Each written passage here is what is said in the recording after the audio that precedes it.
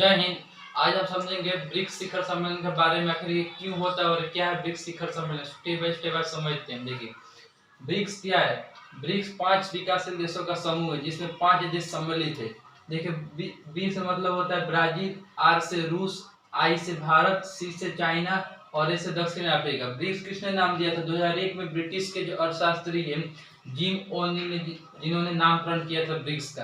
पहले ब्रिक्स का नाम था ब्रिक था, बाद में इसका ब्रिक का नाम बदल के ब्रिक्स कर दिया गया। क्यों कर दिया गया मैं आपको आगे बताऊंगा। देखिए इसका मुख्यालय कहाँ है? संघाई में, जो चीन में पड़ता है। और कौन सा सम्मेलन है? 15वां शिखर सम्मेलन है। इससे पहले 14 शिखर सम्मेलन हो चुके हैं। जो दक्षिण अफ्रीका के दौरे में मोदी जी गए इसी शिखर सम्मेलन के लिए वहां गए। 3 दिन का दौरा है अफ्रीका में। और देखिए 2006 में ब्रिक का नाम दिया गया था। 4 देश के विदेश मंत्री एक मंच पर जुट हुए थे और बैठक हुई थी, तब औपचारिक रूप से ब्रिक नाम दिया गया था। और फिर से इसका प्रथम सम्मेलन कब हुआ था? 2009 में हुआ था। और कहाँ हुआ था? रूस में हुआ था। रूस ने इसका नेतृत्व किया था। 2010 में इसका दूसरा शिखर सम्मेलन हुआ जिसमें हमने दक्षिण अफ्रीका को इनवाइट किया था और उसमें दक्षिण अफ्रीका को ज्वाइन करके ब्रिक का नाम बदलकर ब्रिक्स कर दिया गया। देखिए उसका उद्देश्य क्या है, आखिर क्यों होता है ब्रिक्स शिखर सम्मेलन, हर साल क्यों होता है? देखिए इसमें 5 देश है। 5 देश है उसमें मतलब एक दूसरे के परस्पर सहयोग बढ़ाते हैं, जैसे कि शिक्षा है, विज्ञान है, वित्तीय सहायता, व्यापार, परस्पर सहयोग।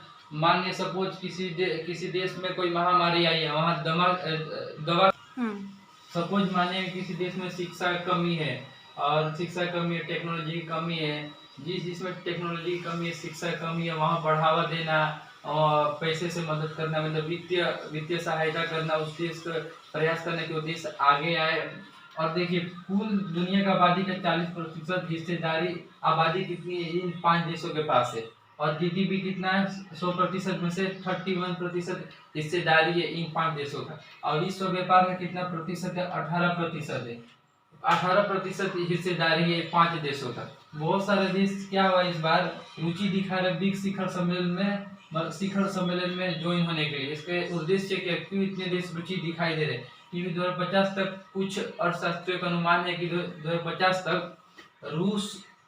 रूस और चीन और भारत 2050 तक सबसे बड़े दुनिया के मैन्युफैक्चरिंग बन जाएंगे और सबसे बड़े कच्चे माल की आपूर्ति के सप्लायर ब्राजील और अफ्रीका बन जाएंगे। तो ठीक, आई होप आप इस शिखर सम्मेलन को समझ चुके